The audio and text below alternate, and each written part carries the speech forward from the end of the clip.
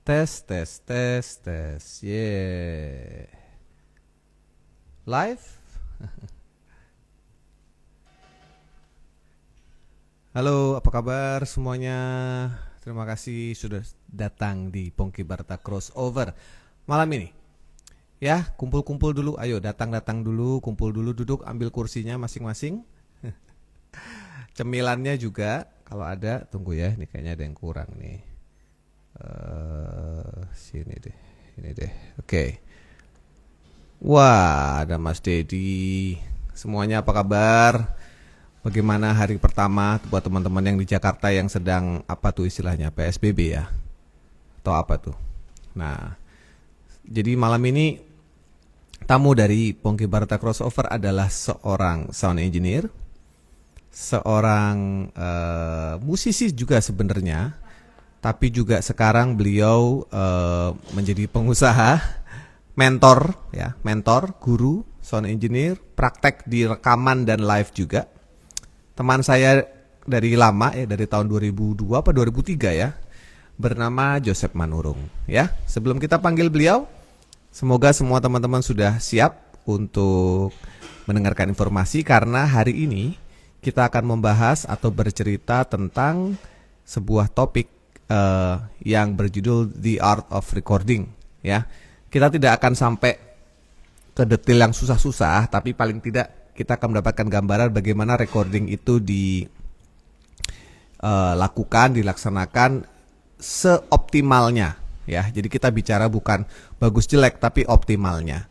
Oke? Nah, kalau sudah dengar suara saya, audio oke, tolong dikasih dadah atau jempol. Oke ya? Oke. Tamu saya sudah datang ini rupanya. Tunggu sebentar. Di mana cara? Oh ini. Nah, kita waiting for Joseph Manurung. Wah, ada tamu saya. Kalau kamu datang kok tiba-tiba perpet gitu. Wah, Joseph Manurung.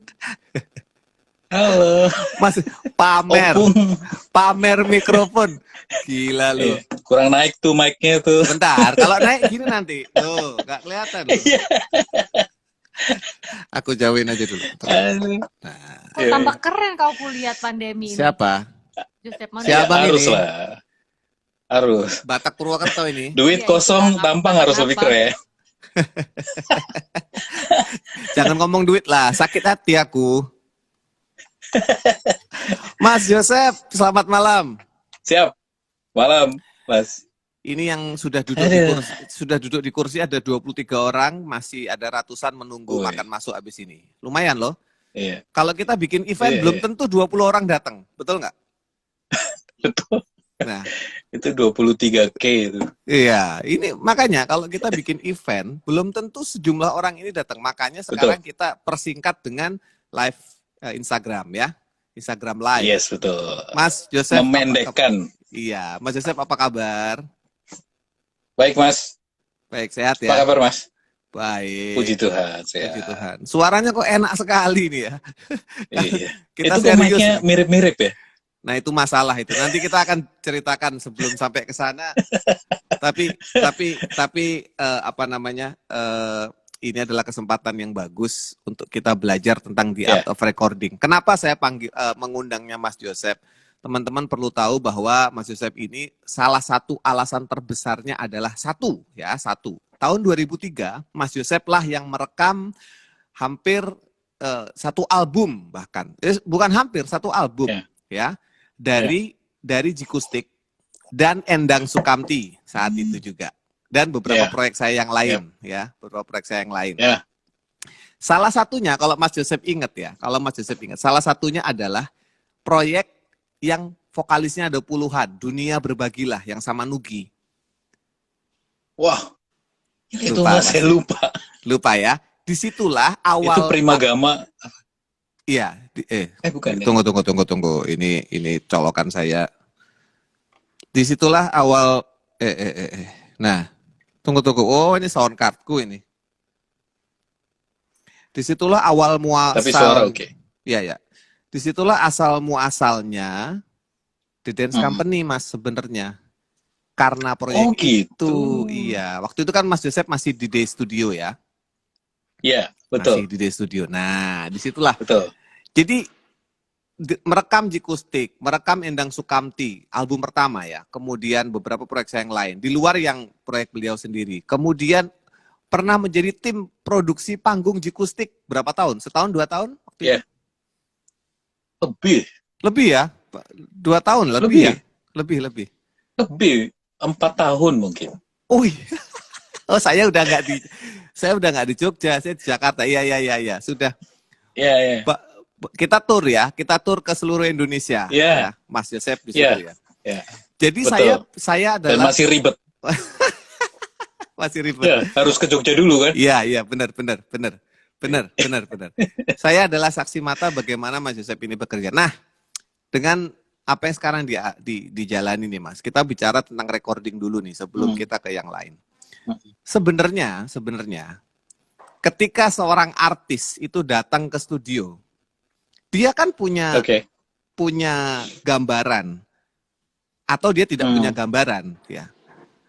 Atau dia tidak Oke. punya gambaran atau dia punya gambaran ke studio. Nah, peran si sound engineer di dalam studio ini apa? Kenapa saya bertanya? Karena kalau saya baca bukunya The Beatles, bukunya Rolling Stone, bukunya The Beach Boys, mereka sangat apresiasi sekali dengan siapa yang merekamnya. Ya, mereka Iya, apresiasi. betul. Dia ingat, dia Ya. tulis si Jeff Emerick ini yang merekam album ini, dia melakukan ini, mereka apresiasi. Kalau di Indonesia, Mas, mohon maaf, yang saya alami dulu sebagian besar adalah mereka hanya tukang rekam, padahal Betul. perannya lebih Betul. gede. Nah, sebenarnya posisi sound engineer ini di mata artis atau di proses produksi ini seperti apa? Oke. Kalau di mata artis mestinya Mas Pongki yang jawab. Tapi kalau di lini produksi, memang problemnya gini Mas. Nggak semua, saya mesti akui nggak semua yang duduk di studio itu, apalagi waktu itu. Yeah. Kalau sekarang mungkin agak beda. Waktu itu yang duduk di studio itu belum tentu dia punya kapabilitas sebagai sound engineer.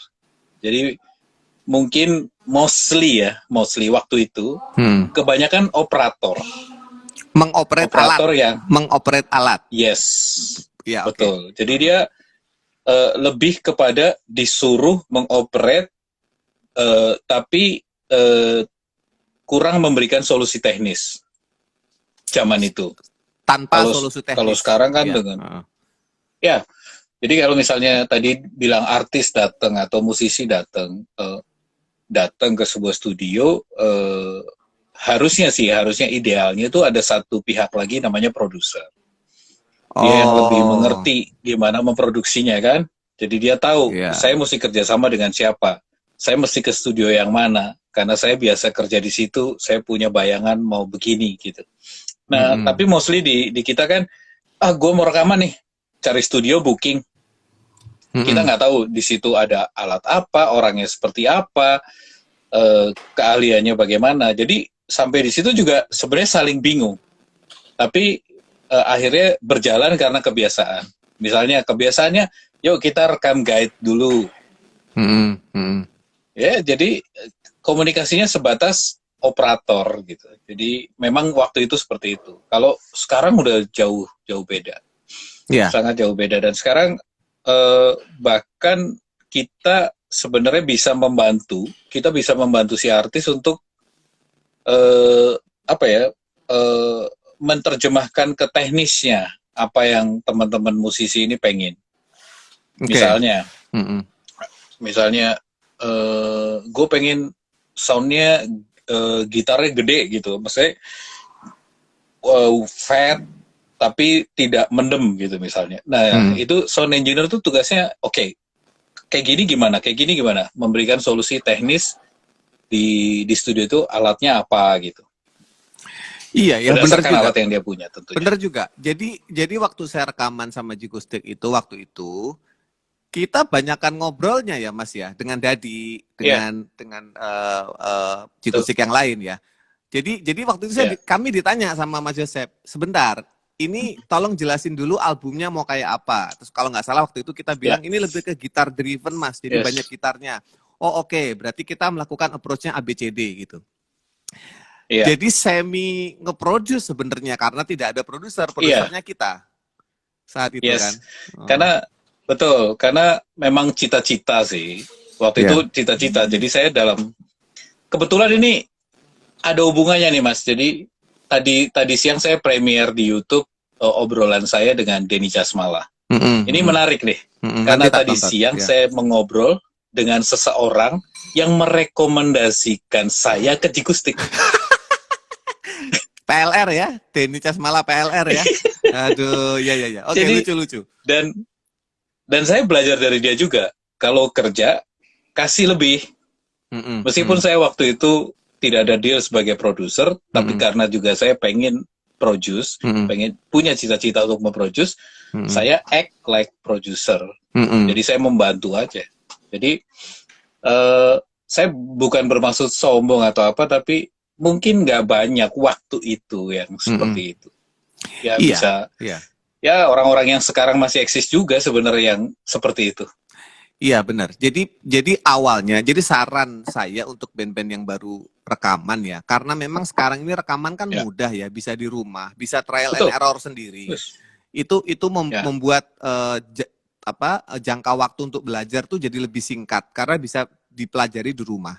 Tapi jangan dilupakan juga bahwa ketika merekam, misalkan mau yang proper, kita bicara yang proper ya, jangan bicara trial and error, kita bicara yang proper. Datanglah ke studio dengan konsep yang kuat, itu nomor 1. Konsep itu kita share ke produser, bahkan ke sound engineer-nya, entah dia ngerti atau enggak, share aja dulu. Siapa tahu dia punya solusi gitu ya. Siapa tahu dia punya solusi ya. Aku dulu ingat begini, tahun 2003 itu waktu kita rekaman, karena rekaman Jikustik itu gitar driven, jadi banyak diarahkan oleh gitar. Kita sempat bicara tentang delay saat itu Mas. Waktu itu kalimat yang saya ingat dari Mas Joseph itu tahun 2003. Mas Joseph bilang gini, Mas Pong, U2 itu menggunakan delay itu bukan sebagai efek, tapi sebagai bagian dari aransemen. U2. Itu kalimatnya Mas Joseph saya ingat. Jadi, iya ya. Jadi jangan nganggap delay itu hanya efek. Tapi kalau dalam konsepnya U2, delay itu part of the arrangement. Kalau itu mati, aransemennya berubah gitu ya. Berubah. Suasananya berubah. Jadi dia harus bukan hanya memberi efek, tapi menjadi bagian dari aransemen. Itu aku ingat-ingat sampai sekarang, Mas. Terus kalau ada band lagi aku produce gitu, aku kadang suka memberi masukan itu. Semua efek yang kamu masukin ini, apakah itu part of the arrangement ataukah itu efek? Karena treatmentnya akan beda gitu. Nah itu yang aku ingat zaman itu. Nah, kalau sekarang apakah masih aktif di studio mengawal band untuk rekaman? Karena yang aku tahu terakhir Noah Mas ya, yang aku ingat ya. Nggak tahu masih ada lagi nggak? Noah itu gimana? Atau mau cerita itu dulu? Ya, kalau Noah itu saya di hire as producer. Oh, I see, oke. Jadi kebetulan mereka mau istilahnya apa ya?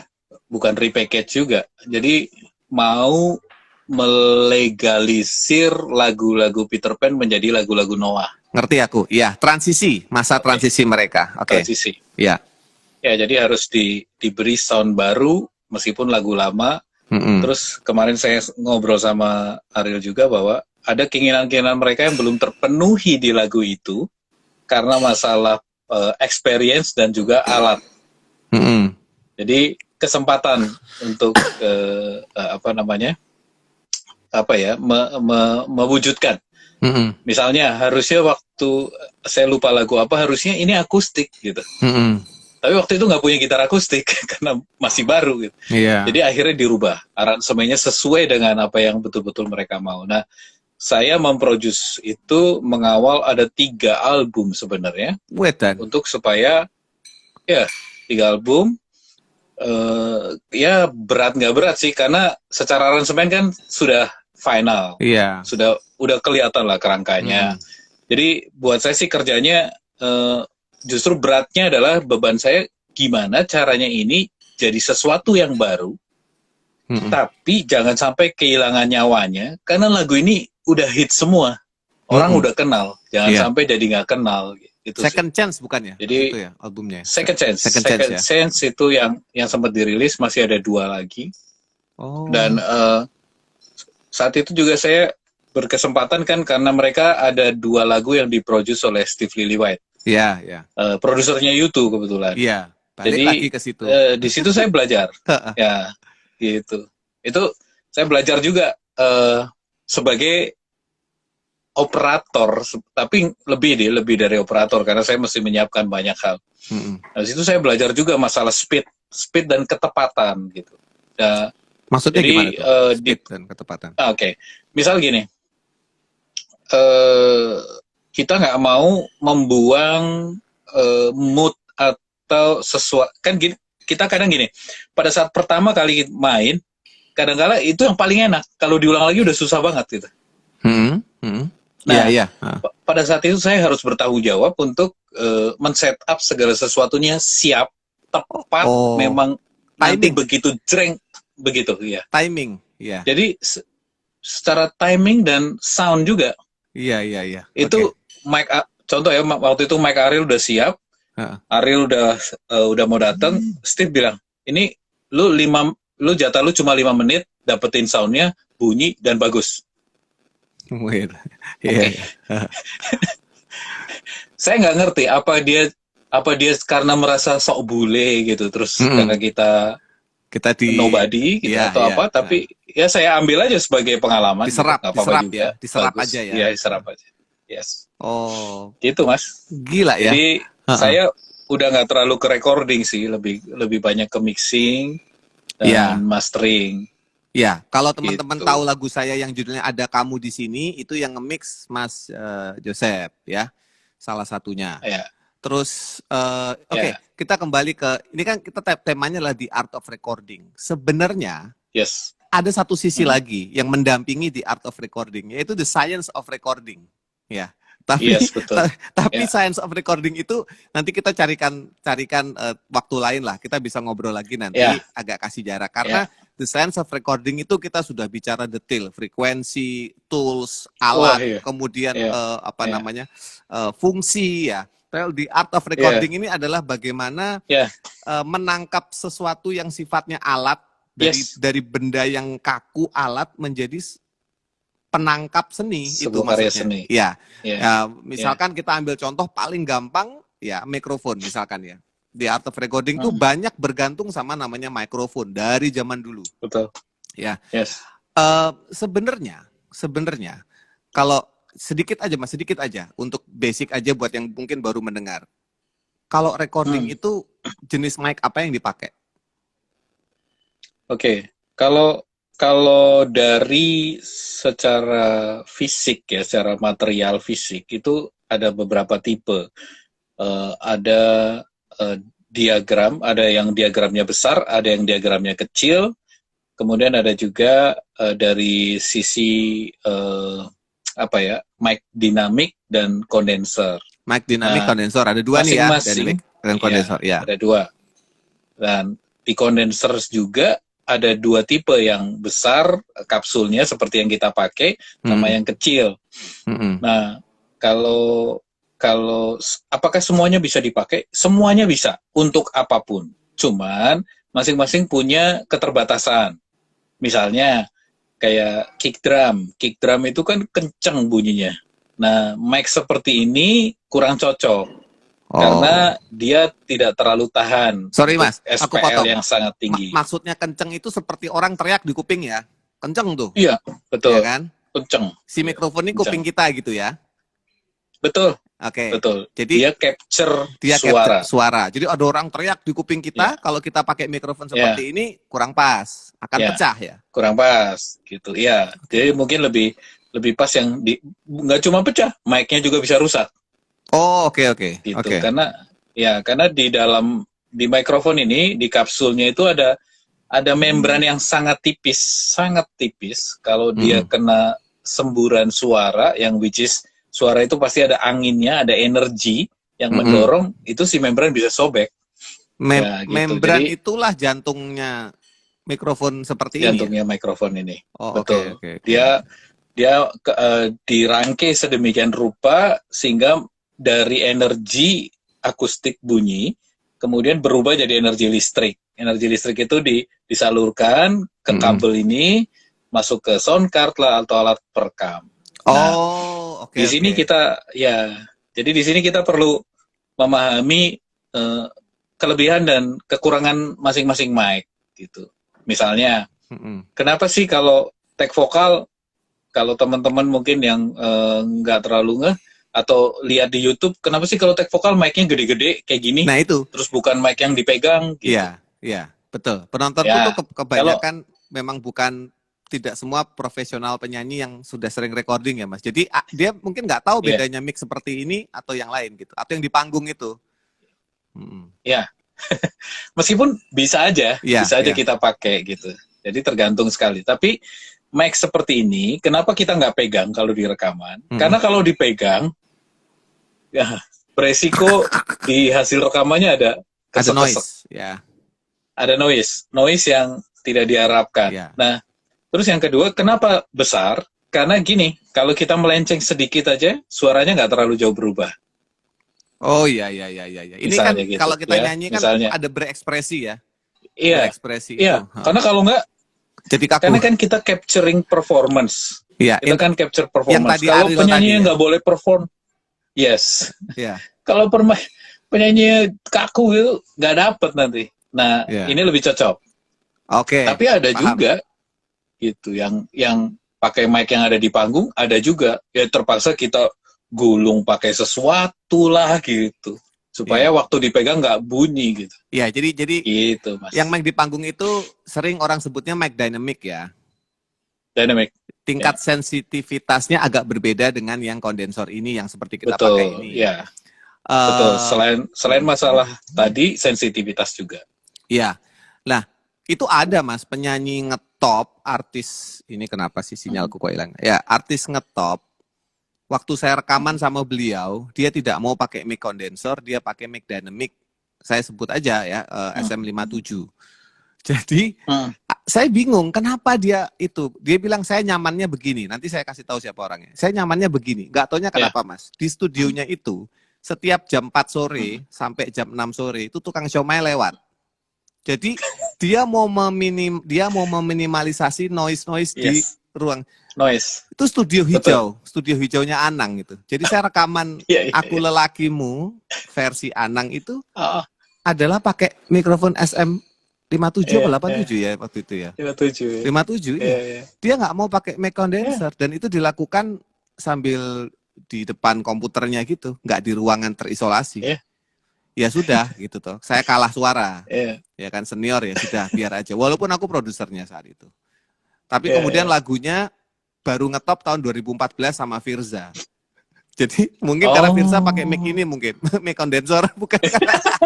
Nggak ngaruh. Oke. Tapi gini sih Mas, poinnya adalah kita pada saat rekaman sebenarnya ini sebabnya sebenarnya perlunya produser dan sound engineer pada saat rekaman. Karena pada saat rekaman kita harusnya capture performance. Harusnya nggak diribetin dengan hal-hal teknis. Harusnya itu bagiannya si engineer. Harusnya itu bagiannya produser. Jadi capturing performance. Jadi kayak Steve Lillywhite cerita katanya si Bono itu pun pakai SM7B atau SM57. Karena dia merasa nyaman begitu gitu. Iya. Tapi kalau dengerin Bono rekaman memang kayak close ya, kayak nggak kayak rekaman, memang kayak proximity. Dia nyanyi live sama di rekamannya itu kayak sebebas itu, sama, kebebasannya sama. Sound engineer pasti paling tahu, lihat penyanyi rekaman di studio dengan di live itu aslinya apa? Aslinya kan yang di studio itu. Iya kan? Dia tahu kapasitas penyanyi itu di mana ya di studio itu gitu. Ya mungkin itu juga. Tapi saya sepakat, paling tidak hari ini saya sepakat bahwa yang dilakukan di studio itu adalah menangkap momen itu. Nggak usah ribet sama jenis, merek gitu ya. Oke. Nah kalau Mas Yusuf sendiri backgroundnya apa sih kalau musik dulu? Waduh. Pemain gitar ya? Background hobi Mas, main gitar. Pernah main gitar sama KD gosipnya itu. Iya. Pernah ya? Sebelum bergabung sama Jigustik itu saya justru karir saya, wah puji Tuhan banget ya, benar-benar kalau kata Dencas tuh lucky bastard saya. Oh, Saya bukan siapa-siapa, iya. datang ke Jakarta ngamen, terus di satu kosan ada satu orang yang kerja di, kalau nggak salah ya, dia kerja di Pulau Biru yang ngerilis Iya. slang. Terus Oh. dia punya kenalan studio, saya diajak ke sana. Di sana ternyata tempat studio latihan musisi-musisi gede. Ada studio rekamannya. Dan di sana ada sepasukan temennya Dencas itu baru pulang dari Brunei. Brunei, ya, era itu. Kebetulan pentolannya sekampung, tapi saya nggak kenal. Cuman karena ada chemistry, mungkin bukan chemistry ya, ada sesuatu yang sama jadi nyambung. Terus saya melamar aja itu, saya bisa main gitar gitu. Oh, masa sih? Iya, gitu. Kebetulan kita mau tur duet waktu itu ya, duet KD itu kan perlu gitar dua itu. Itu perlu gitar dua. Ya udah, terus saya di audisi ya. Audisi masuk. Ya udah, jalan terus. Pernah teman-teman lucky bastard. Pernah ada kejadian ya, saya sama Mas Joseph ini. Jadi saya dapat proyek mengerjakan lagu Desi Ratnasari dari Blackboard saat itu. Dilala, saya ini lupa untuk meng-hire gitar session player gitar saat itu. Jadi sementara deadline sudah ada. Lalu saya lihat Mas Joseph, loh ini orang kan bisa main, Mas, mau mainin tolong. Akhirnya dia ambil akustik saya, dia pakai akustik saya, Godin atau itu apa, dia udah dimainin sama dia. Akhirnya beres. Jadi saya tenggat waktunya nggak telat gara-gara Mas Joseph menolong saya untuk udah tak mainin gitu. Segitu ininya kacaunya timeline produksi saya saat itu gitu. Nah, masih belajar kali masih sama-sama tahun 2003 2004 kalau nggak salah itu, ya kan? Betul. Nggak ngerti juga gimana memproduksi yang baik. Nah, terus sekarang kan produser udah ya, main gitar juga ngiringin Mbak Kade luar biasa. Kemudian produser udah, kalau ngomong nge-mix juga udah hari-hari, makanan hari-hari gitu ya. Big production juga sudah ketemu dengan Noah, the biggest band sekarang di Indonesia. Nah, tapi satu sisi yang saya kenal, ini rahasia buat teman-teman yang belum tahu, Mas Joseph ini pernah MLM dulu.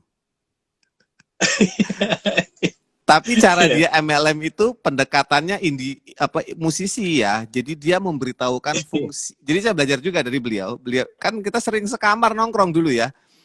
Beliau ini kalau kasih taunya gini, jangan jualan produknya, kasih tahu manfaatnya. Nanti produknya akan terjual dengan sendirinya. Itu prinsipnya beliau itu. Aku ingat banget.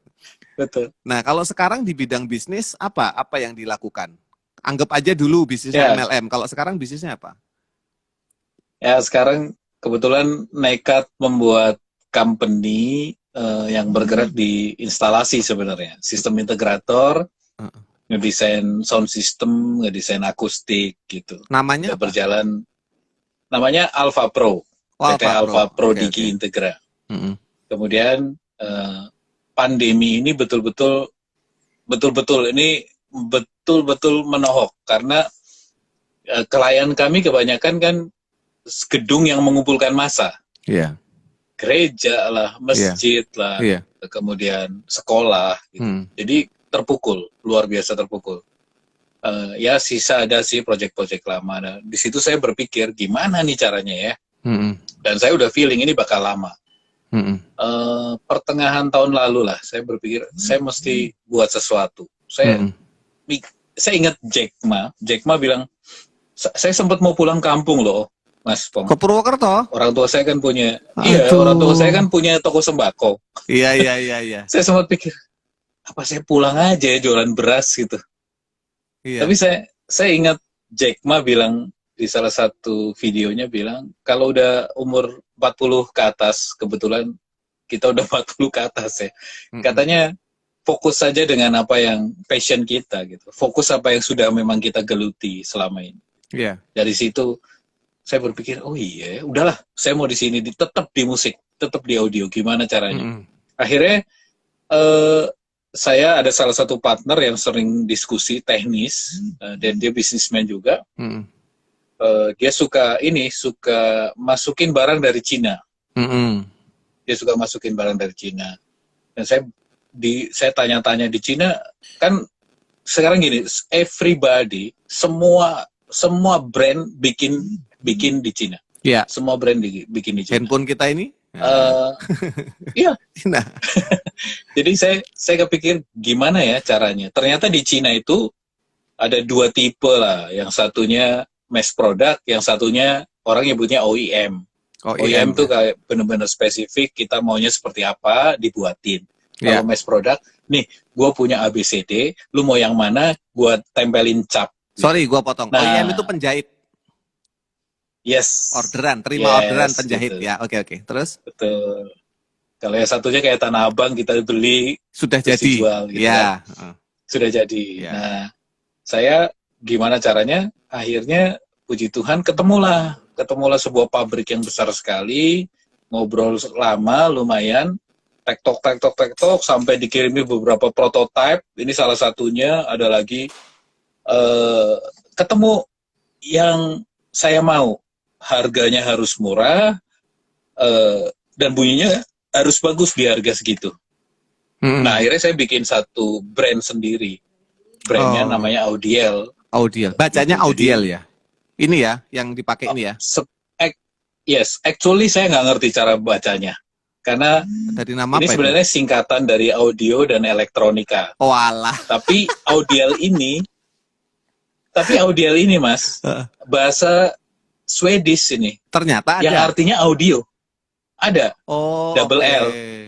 Makanya kalau audio dan elektronika kan L-nya cuma satu. Iya. Kalau Audiel ini kan L-nya 2. Dan kalau buat saya lebih pribadi lagi, L itu Elohim, Tuhan, gitu. Tuhan. Audio, suara. Jadi waktu itu saya benar-benar doa gimana caranya ya gitu supaya lolos dari pandemi. Ya ini, dikasih jawaban ini. Jualan mic. Ini produk pertamanya. Gitu ya? Produk, jualan produk ya. Kalau dulu bikin produk dan ya memarketingkan ini. Kalau dulu produknya kan produk rumah tangga yang saya bilang itu MLM. Makanya ketika Mas Joseph mengirimkan produk ini, saya tidak kaget, tidak heran karena kita membicarakan ini bukan pertama kali. Membicarakan tentang sebuah produk yang apik itu bukan pertama kali, nggak ujuk-ujuk gitu loh. Iya, betul. Ya kan? Nggak tiba-tiba aku ada ini, enggak. Tapi suatu yang makanya tadi interview kita kan tentang bagaimana saya ketemu, terus sampai beliau memproduksi, prinsip-prinsip merekam itu seperti apa, sampai akhirnya aku pengen punya produk yang bisa menolong teman-teman yang membutuhkan ya.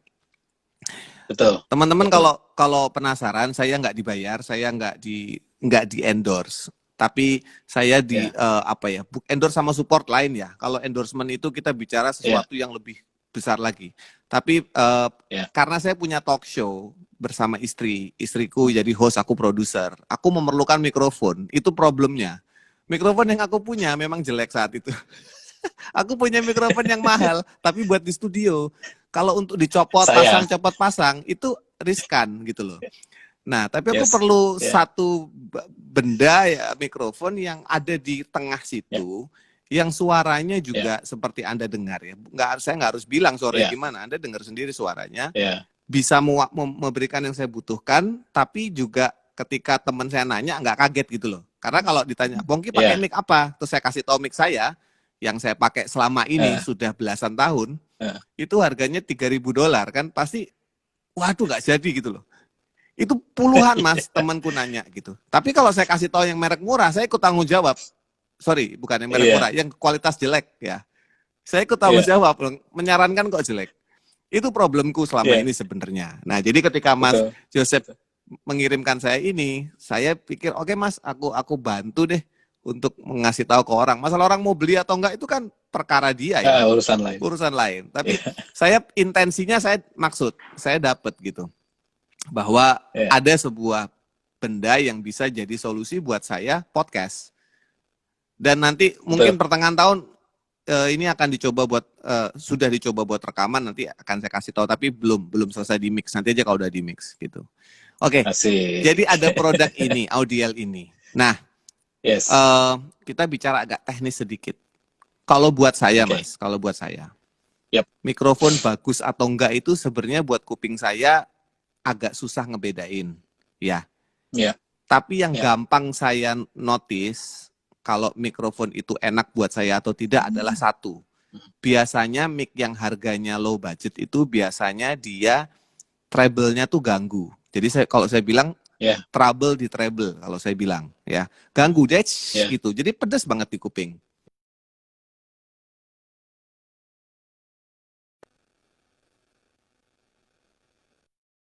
Putus.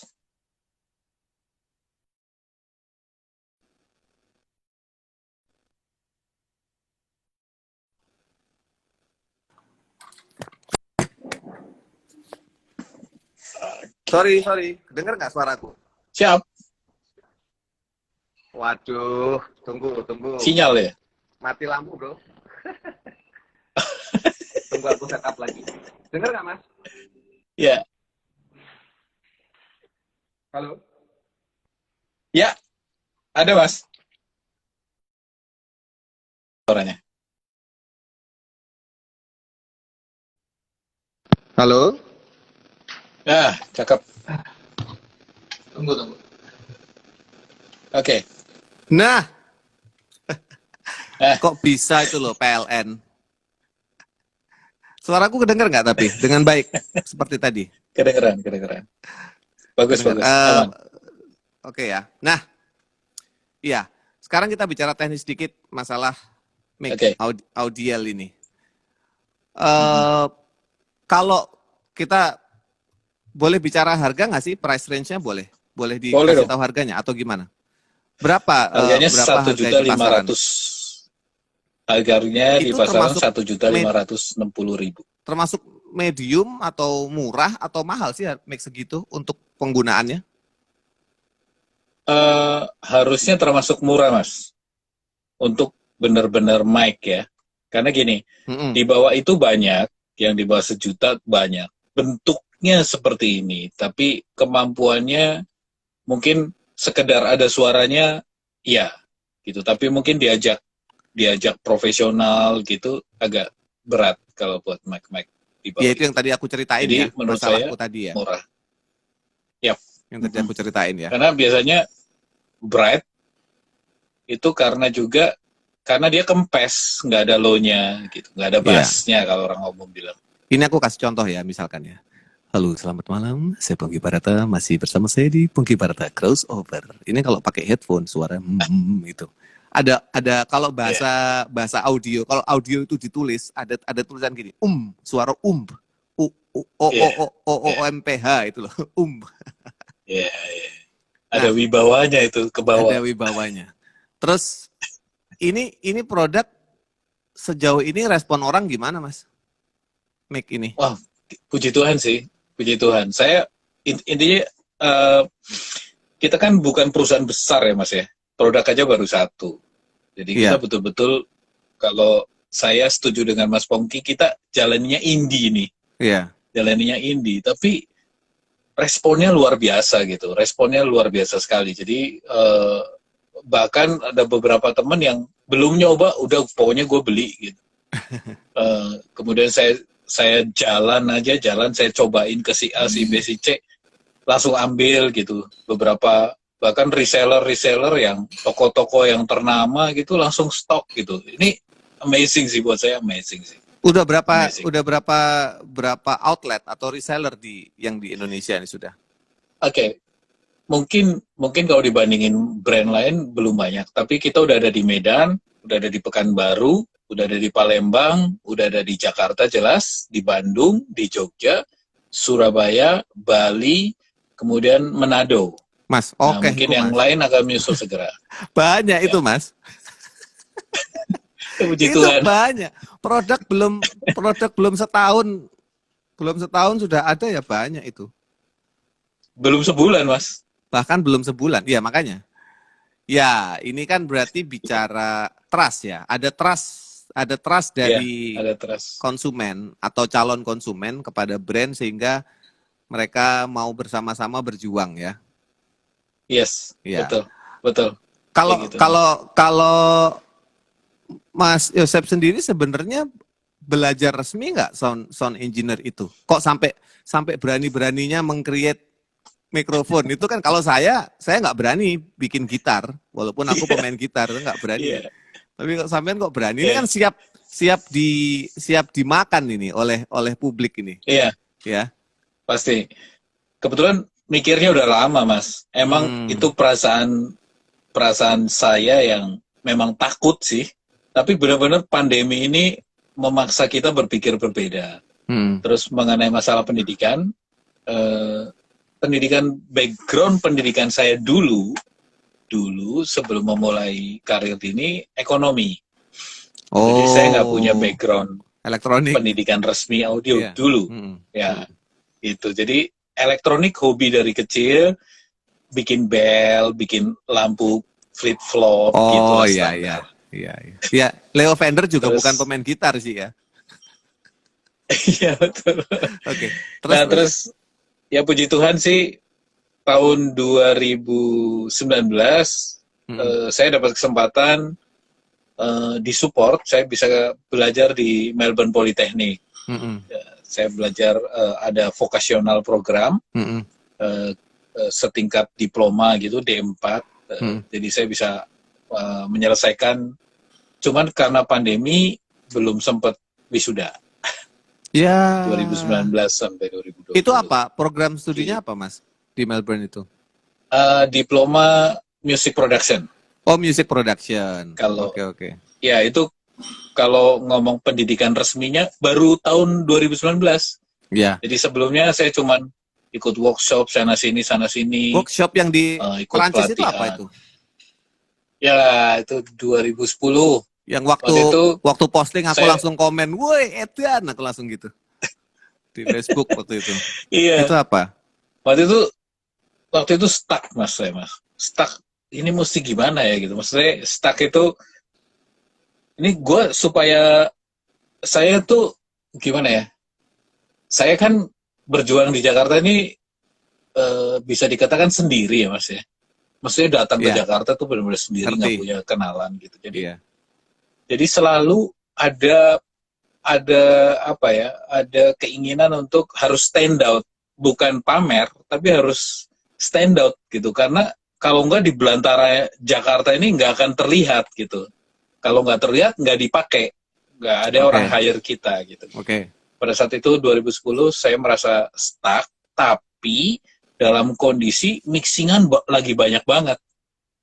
Jadi secara ide kreativitas saya stuck banget, ini gini-gini doang sih. Nah, ada Code terima Grammy. Nah, yang mixing itu namanya Michael Brower. Itu bikin workshop.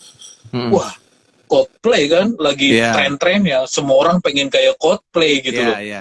Semua band, bisa nggak gue mixing kayak Coldplay gitu, dan seterusnya ya. Akhirnya saya lihat kesempatan itu di internet, saya daftar nekat. Nah, ini mungkin bisa jadi way out saya untuk kebuntuan ini gitu. Waktu itu berpikirnya. Tapi jadi ya memang karena mixing, ya? Saya nggak punya belajar. Wah, ini yang menarik, Mas. Jadi itu sebenarnya rangkaian dari produksi sampai mixing. Cuman saya nggak punya duit, jadi ikutnya yang mixing doang. Nah, jadi sampai sana itu saya 3 hari pertama itu pengen muntah, literally, karena saya merasa ini kok. Jadi 3 hari pertama cuma ngobrol, Mas. Ngobrol, pindah-pindah tempat aja. Benar-benar yang diomongin filosofinya gitu. Jadi saya merasa 3 hari kok nggak pegang alat, nggak pegang studio, beneran ada. Saya ditipu atau gimana gitu. Ya itu di Art of Recording itu, bener kan? Wah. Kenapa? Kenapa, Mas? Sorry. Halo. Iya. Bener, balik lagi ke The Art of Recording itu. Betul. Jadi ternyata setelah hari keempat tuh baru pegang alat. Nah, di situ baru, yang 3 hari lalu ngomongin ini gitu. Nah, itu baru saya merasa, ya untung ada sesi filosofi dulu ya. Jadi kalau enggak sih nggak paham juga maksudnya apa. Kayak gitu. Jadi ya puji Tuhan lah, pulang-pulang saya waktu itu bersama Ari Aru, produsernya Tulus sekarang, yang kalau teman-teman tahu Tulus itu Ari Aru produsernya. Kemudian bareng sama Piyu Padi. Jadi waktu itu saya kenal Ari Aru ya di Paris, di stasiun kereta kita bareng. Ari Aru sempat 3 kali atau 4 kali balik lagi ke sana, sampai akhirnya dia bisa bikin Tulus seperti itu gitu. Memang gila sih orang peraih Grammy 11 kali, Mas, itu beda cara kerjanya. Mas. Mau no debat gila, ya, gila. no debat ya istilahnya ya. Mau ditanya apa lagi? Mau diragukan apa lagi? 11 kali ya? Iya gila. Coba Grammy winner 11 kali. Coba kita punya menang Grammy 1 aja. Misalkan saya menang Grammy, itu ngomongnya udah sampai 200 tahun ngomongnya itu terus. Nah ini udah 11 kali. Iya. Sombong udah lewat bener, ya. Bener. Sombong aja udah lewat itu. Udah lewat. Itu gila loh, Mas. Ini saya pengen cerita nih, Mas. Barangkali bagus nih. Jadi karena itu rangkaian dari rekaman, bandnya tuh real, band dari Warner Prancis sana. Ini bandnya, dia bilang dulu nih waktu 3 hari itu, dia udah ceritain bahwa akan terjadi seperti ini gitu. Jadi dia udah memperkirakan nanti pemain keyboard dan pemain gitar kalau nggak salah ya, itu berantem, pasti berantem. Itu dia bisa tahu loh. Jadi materi jadi si musisi datang, kita gila nih, kita disuruh mendengarkan, duduk, tidak boleh jalan-jalan, tapi nggak boleh keluar ruangan di studio, nggak boleh ngomong, boleh mendekat, ngelihat proses gimana seorang sound engineer ketemu dengan kliennya, which is anak band, membahas mau digimanain musiknya. Jadi kita nggak boleh ngomong. Kita bener-bener lihat mereka diskusi yang akhirnya berantem. Gue nggak suka gini, berantem. Dan setelah itu disuruh keluar si artisnya ini, terus dia bilang ke kita, nih lihat, nanti ujungnya mereka akan sama-sama memahami apa yang mereka debat. Nanti mereka akan lihat dari debat mereka itu, justru saya dapat insight apa yang mereka mau. Itu gila sih. Begitu mixing selesai, Mas, dipanggil, preview kan, kita kan biasa kalau habis mixing preview. Nangis, Mas, anak bandnya. Edan ya? Gila. Sadis sih. Gue bilang, gila. Padahal kalau dilihat, misalnya dilihat secara mata, ya yang dilakuin itu aja, tombol ini diputer-puter, ini gitu. Iya. Kayaknya nggak ada yang beda gitu. Gila sih. Jadi apa dong? Sih, apa yang berhasil diselesaikan oleh si produser itu? Oleh si jadi orang dia, itu? Ya memang gini kan, suara ini kan nggak kelihatan ya. Kita nggak bisa kayak warna ya. Nanti merahnya yang seperti ini ya, ada contohnya. Suara kan susah ya. Kadang kita ngomong, di telinga saya terlalu pedes yang gimana gitu kan, susah. Jadi yang saya tangkap dari filosofinya adalah ini yang agak kontroversial menurut saya, tapi menurut saya juga betul. Pada saat mixing, saya Tuhannya, katanya. Dia ngomong gitu, I am the God. Bisa diapa-apain oleh dia gitu ya? Iya, saya bisa apa-apain. Tapi saya mesti ngerti ciptaan saya mau diapain nih sama orang-orang ini, pengennya ngapain gitu. Terus dia dari ini ditangkap esensinya, sebenarnya pemain keyboard maunya begini, pemain gitarnya maunya gini. Saya nyari nih gimana mereka supaya ngeblend, supaya sama. Dia lebih banyak cerita sama si penciptanya. Dia lebih banyak gali dari pencipta lagunya. Gimana sih lagunya mau gimana.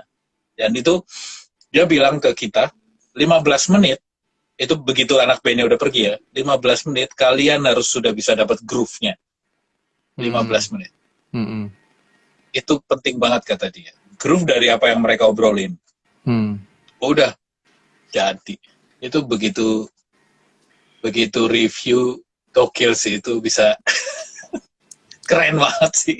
Edan. Nah, kayak gitu kan nggak ada di sekolah. Nggak ada. Iya kan. Wisdom seperti itu kan truly based on experience kan. Iya kan. Ya. Dan Mas Pongki tahu nggak, di di kita ada berapa ya? Saya lupa ya, ada berapa orang gitu. Di angkatan kita itu, di kelas kita itu 11 hari itu, satu udah jadi produsernya Tulus, ya kan? Ari, udah gede, Ari banyak Aru. dapat award, ya kan? Ari Aru. Piyu ya kita nggak usah ragukan lagi. Dia masih superstar. Yang ketiga ada engineer Prancis yang tetap besar. Kemudian ada satu orang dari Swiss, sekarang tambah gede, dia dapat award di Eropa. Yang satunya dapat Grammy. Mixing siapa kemarin saya lupa, Andrew. Itu satu, terus satunya lagi Mas, itu menciptakan alat untuk membantu teman-teman untuk bisa rekaman dan mixing. Ada satu besar sekali namanya, mereknya Kush Audio, dan saya terinspirasi. KUSH. Kush, yes. Oh itu satu kelas sama Mas Yosef saat itu. Satu kelas Mas, satu kelas, dan itu dia waktu itu, ini keren loh. Waktu hari terakhir kita didudukin gitu di sofa. Aduh sayang saya fotonya nggak bisa tunjukin. Kita didudukin terus ditanya satu-satu. Kalian dapat apa? Experience-nya apa? Pengen ngapain habis ini? Ya, itu cuman satu orang itu yang jawab gini. Saya mau berhenti mixing. Loh, kenapa gitu? Saya mau bikin alat untuk kalian mixing. Dan itu dia buktikan. Waktu itu dia masih tinggal di New York, di apartemen kecil gitu. Sekarang Mas tinggal di Hollywood Hill, Mas. Saya puji Tuhan sempat mampir ke rumahnya. Iya. Itu gokil banget sih. Kush Audio, iya aku ngerti itu. Yes. Iya, itu salah satunya itu. Oh, gitu. Great iya, namanya. Nah, inilah yang, maaf ya teman-teman ya, inilah yang disebut wawasan ya. Wawasan itu nggak bisa hanya kita dapat dari di depan komputer. Nggak bisa. Nggak bisa. Praktek nomor 1, kemudian punya relasi banyak. Ya. Yes. Betul. Depan komputer tuh jadi kayak teman saya, ditanya spek apa aja bisa, tapi based on hafalan dari itu gitu. Bukan karena dia merekam sendiri menemukan trial error, tapi ya itu proses manusia lah. Tapi menarik sih Mas. Proses masing-masing. Makanya ini sesuai banget dengan topik saya, the art of recording, karena the art-nya bukan the science-nya, gitu loh. Betul. Kalau nanti sampai kita kepada the science of recording, yaitu detail-detail seperti yang tadi Mas cerita, itu untuk mensupport art-nya juga, gila kan sebenarnya musik ini. Persis. Ya. Bahwa frekuensi 250 tuh harus naik misalkan. Itu karena apa? Kan itu art-nya yang dicari, bukan angka. Betul. Bukan teknisnya. Gitu. Nah, kalau si Audiel ini sebenarnya achievement yang ingin, kan kalau kayak Kush Audio tadi ya, contoh tadi, dia bilang aku pengen bikin alat yang bisa membantu kalian mixing. Nah, kalau Audiel ini apa sebenarnya filosofi di baliknya?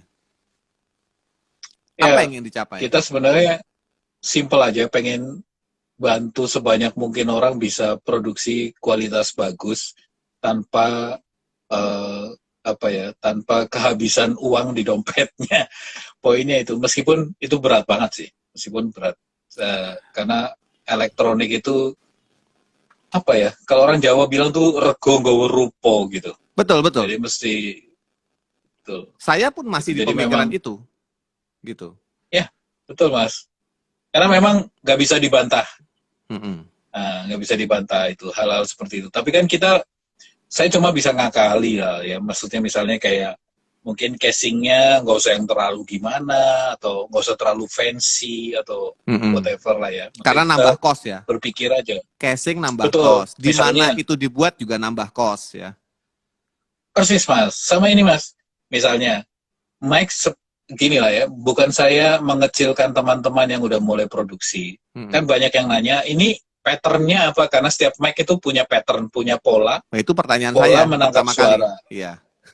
Yes, pola menangkap suara. Polanya dia menangkap dari sisi depan. Jadi kalau kita ke samping banget, udah mengecil gitu. Iya. Nah ini yang paling kencengnya di sini, polanya begitu. Nah, sementara banyak pertanyaan, ini berapa pola? Nah, masalahnya emang teman-teman sering pakai pola yang lain. Kalau saya bukan melevelkan ya, tapi atau kalau boleh bilang misalnya di beginner dan entry level, saya rasa itu nggak terlalu penting dan terlalu ribet nanti. Jadi saya pikir itu sudah mengurangi harga itu lumayan jauh gitu. Iya, dari sisi nama teknisnya saja. tuh polar pattern ya. Polar patternnya seperti Polar apa? pattern, yes. Kalau yang sudah ngulik mikrofon kondensor pasti ada O, ada angka 8, ada jantung gitu ya. Nah, ini kan memang cuma satu ya, cuma satu. Ini jantung ya. Jantung. Yang jantung. Kardioid. Kardioid. Jadi sekitaran sini ya yang bisa ditangkap ya. Ya, dari sini. Ya, gini. Gitu. Nah, itu untuk penggunaan apa misalkan contohnya? Udah pasti vokal. Sudah pasti vokal. Vokal penyanyi normal. Kemudian, lah. Selain itu? Yes. Semua sumber bunyi yang berasal dari satu sisi atau dari satu poin. Misalnya gitar. Akustik nah, ya. Gitar kan ada akustik, ada sweet spotnya. Ya. Misalnya trompet atau saksofon gitu ya.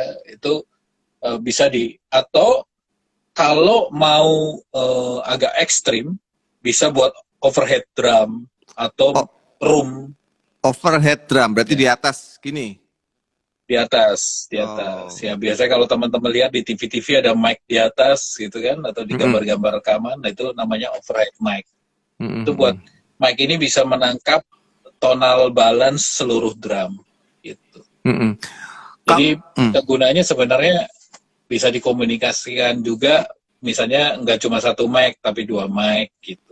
Ini bisa stereo gitu, bisa juga. Banyak. Iya. Nah sekarang ini pertanyaan ultimate dari semua user mikrofon. Ya sekali lagi saya tidak ada tekanan untuk harus bilang ini bagus atau jelek ya. Tapi ini pertanyaan umum Mas. Ya. Di range harga itu kan banyak merek lain ya. Ya. Ini fakta, jadi bukan ngada-ngada. Banyak merek lain. Kita ambil contoh misalkan merek Beh gitu ya. Itu paling umum dipakai ya. Misalkan, itu kan teman juga, distributornya kan teman kita juga, nggak salah gitu. Kemudian merek T, merek apa lain, semua itu kan berkompetisi di situ. Maksudnya gini, kita bicara market, ini semua berkompetisi di situ. Nah, apa yang Audiel ini tawarkan untuk, nggak apa-apa kita berkompetisi, tapi saya punya ini. Nah itu sebagai pembuatnya pasti punya jawaban dong gitu. Iya, jadi Mas, saya nggak ngerti filosofi mereka membuat mic itu. Apakah yang penting ada barang dengan di harga segitu? Atau based on harga atau based on spek, kan biasanya gitu kalau barang. Betul, yes, gitu. Saya kepikiran itu aja. Mungkin nggak ya, saya membicarakan sesuatu kualitas, tapi dengan gimana kualitas ini bisa kita jual dengan harga yang tidak terlalu tinggi. Dan apa yang sebenarnya dibutuhkan dari yang kita bicarakan tadi sebenarnya, saya ketemu nih. Jadi gimana caranya di entry level itu orang nggak ribet, tinggal colok, tahu arah mic-nya, nyanyi atau mainkan gitar gitu. Nah, tapi harus bagus tuh gimana? Saya kan kayak tadi kita udah cerita banyak tentang pengalaman rekaman. Rewel, Mas Yusuf tuh Indonesia rewel. Ini kan di samping itu ini Mas, ada keunikan loh orang Indonesia loh. Apa tuh? Orang Indonesia tuh suka suaranya yang ngebas. Iya, betul. Ya, gitu. Terus, tapi dia juga pengen ngecas. Jadi apa? Nah, ngerti maksudnya. Iya kan. Nah, kita sering nggak cocok kan sama mic bule, kecuali yang profesional ya. Yeah. Kalau di tingkat awam itu kebanyakan kurang ngecas nih, atau kok ini wibawa saya nggak keluar nih gitu. Kan kebanyakan seperti itu. Dan saya berpikir oke, kebutuhannya itu nggak ribet, colok, tapi saya juga tahu bahwa untuk seperti itu perlu spesifikasi yang seperti ini gitu. Iya. Itulah. Iya memang. Berangkatnya dari situ.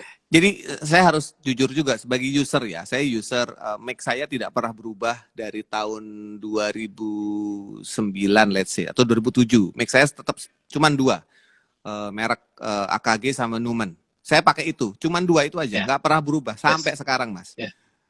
Kemudian saya sibuk podcast. Ya, sibuk podcast sama istri seperti ini juga. Nah, mulai tuh ngulik mikrofon. beneran aku ngulik, aku cari tahu di price range tertentu sebenarnya nggak terlalu banyak bedanya. Jadi brand itu memang mempengaruhi harga. Itu fakta yang saya temui di lapangan ya. Kemudian kita menjadi budak brand. Kita suka sama brand tertentu. Ya nggak apa-apa juga. Bebas. Orang punya duit kok. Boleh kan? Boleh. Tapi semakin ke sini, dari yang saya sebut tadi, brand-brand itu tadi, saya menemukan fungsinya apa sih? Itu dulu paling benar. Kemudian punya budget berapa? Nggak usah munafik. Pada akhir-akhirnya perdebatan berhenti di budget kok.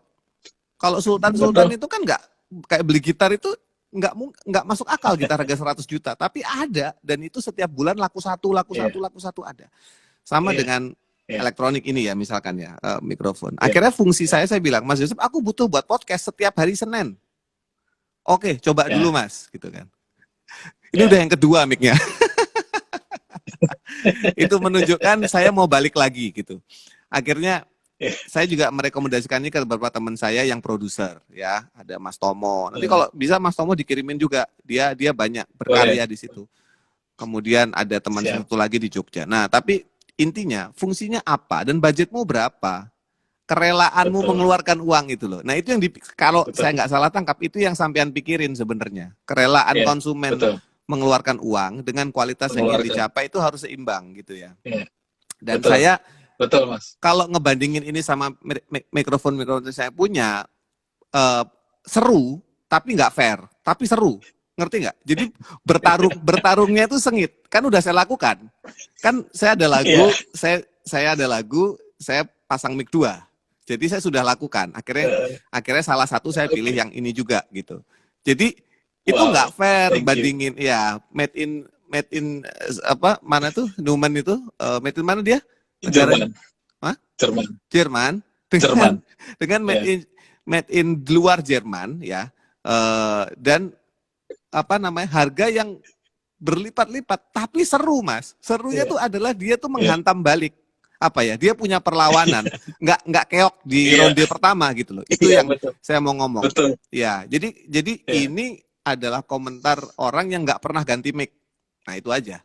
Kalau saya mau ngomong luar biasa, thank you. Ya, nah, kalau dengan Mas Yosep barang bagus atau jelek saya gampang ngomongnya, nggak ada batasan kok. Saya sama Om Jo nggak ada tadi ngaling-ngaling. Tapi itu kalau kalian membandingkan, wah masih bagus ini dengan merek yang harganya 10 kali lipat, ya nggak fair. Tapi seru untuk membandingin tuh perbandingan yang seru. Nah, itu aja sih yang saya mau komen ya. Maksudnya saya seneng nomor satu adalah ini adalah ide dari teman saya orang Indonesia, itu nomor satu, ya. Dan bahwasanya ini dibuat di luar negeri bukan di Indonesia. Sebenarnya kalau Indonesia bisa, pasti Om Jo juga mau, karena cost pasti bisa lebih rendah. Tapi belum bisa ya Mas ya, pasti. Indonesia. Belum bisa ya. Dan kemudian saya cuma ingin memberi semangat kepada, ini kan ibaratnya kita UMKM nih Mas, betul nggak? Yes. Kan saya juga punya produk kopi, saya juga UMKM. Ibaratnya yang di pandemi ini yang dibutuhkan adalah durability, jadi endurance-nya. Jadi bukan semata-mata aku import mikrofon, aku akan jual ini sekian unit dalam 1 tahun, enggak itu. Tapi ini sampai kapan, ya kan? Bisa ada produk seperti Mac seperti ini, sama dengan apa yang saya buat. Iya, bisa tahan. Kalau saya mungkin bisnis sebelumnya adalah lagu saya bisa tahan lebih dari 5 tahun, saya udah seneng banget gitu. Sama. Nah produk ini kan sama. Kan?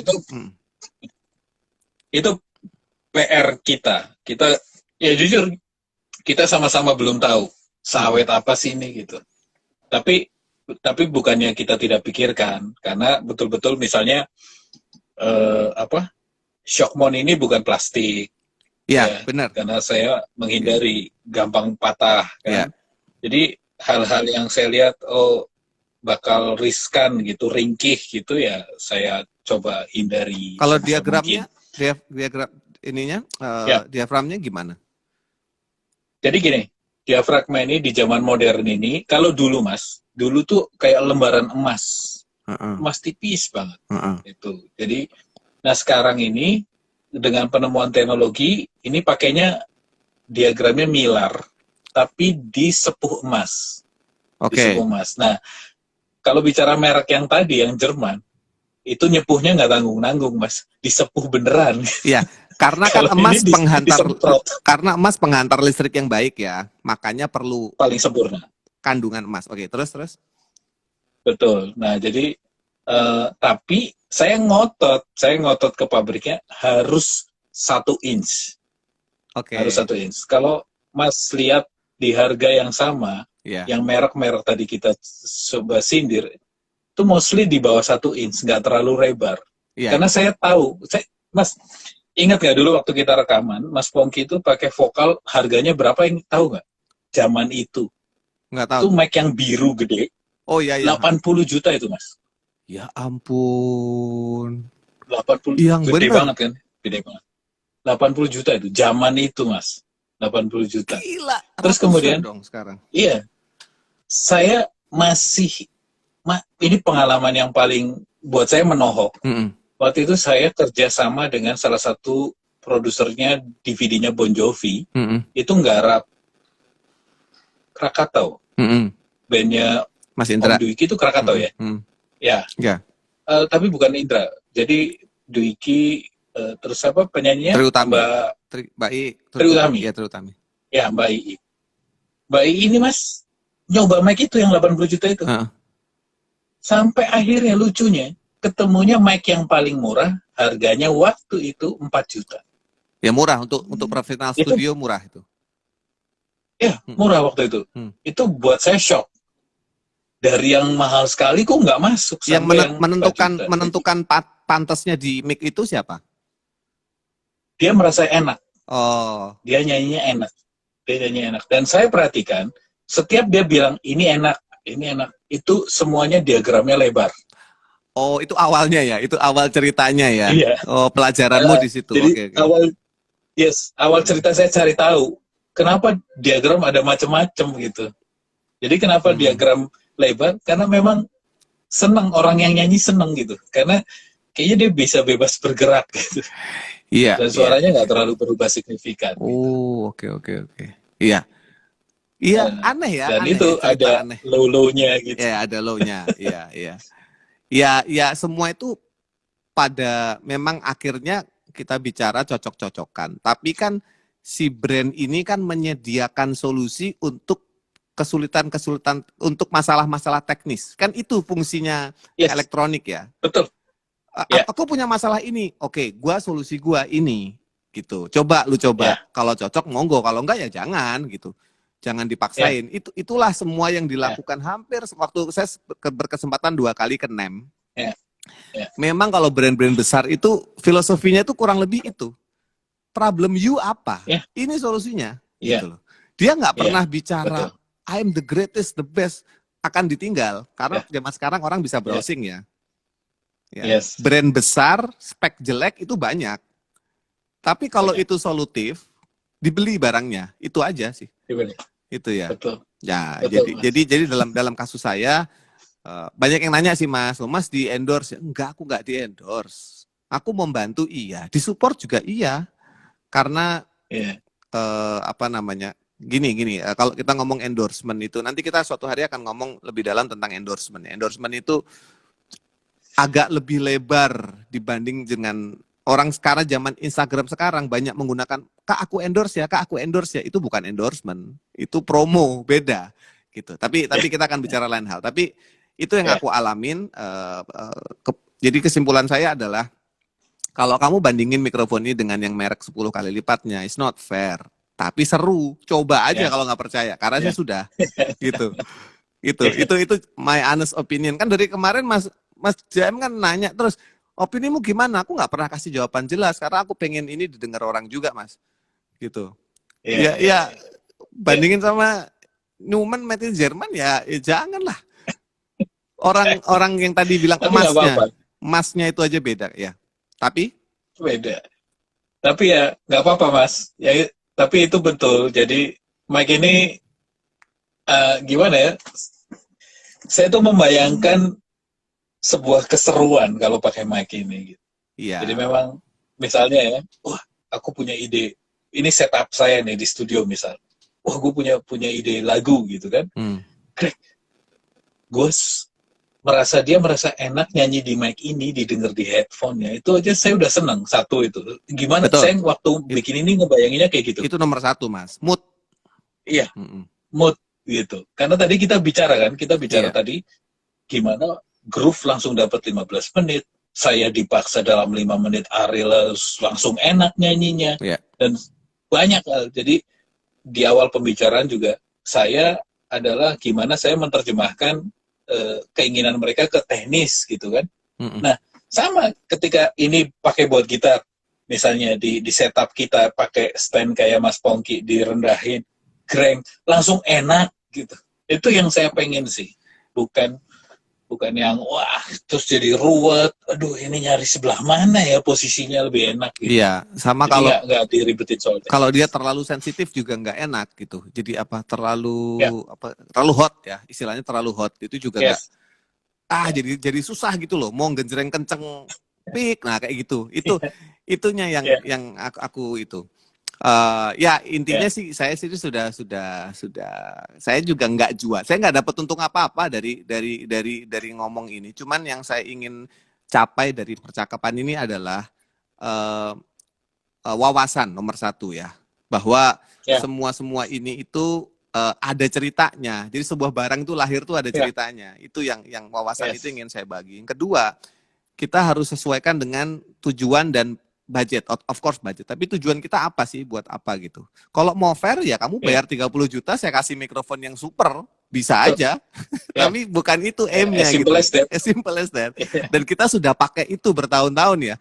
Mixer murah, mixer mahal. Tadi Mas JM bilang mikrofon yang saya pakai rekaman, saya nggak tahu tuh harganya 80 juta saat itu gitu. Saya pikir mikrofon 10 juta itu sudah mahal, ternyata enggak ya.